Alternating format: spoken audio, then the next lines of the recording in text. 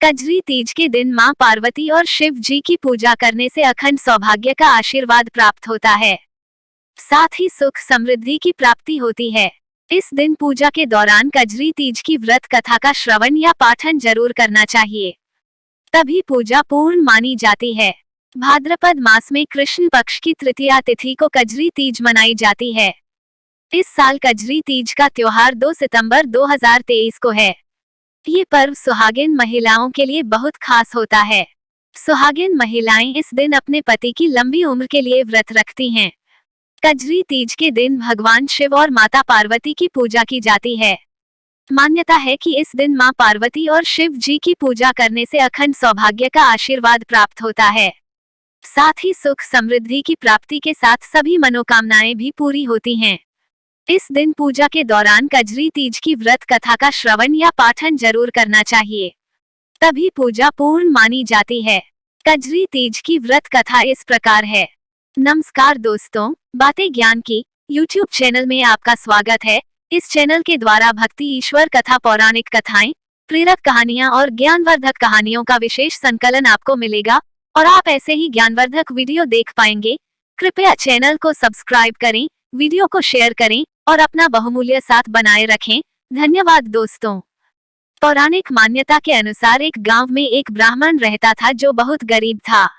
उसके साथ उसकी पत्नी ब्राह्मणी भी रहती थी। ब्राह्मण की पत्नी ने भाद्रपद महीने की कजली तीज का व्रत किया।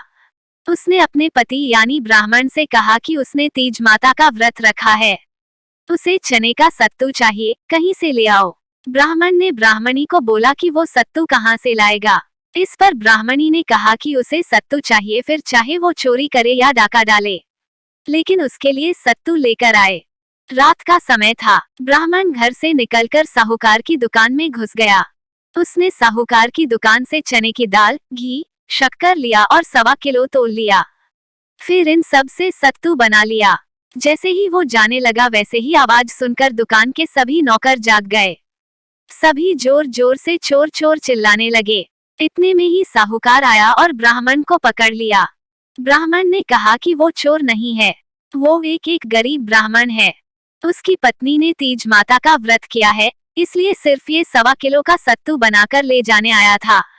जब साहूकार ने ब्राह्मण की तलाशी ली तो उसके पास से सत्तू के अलावा और कुछ नहीं मिला।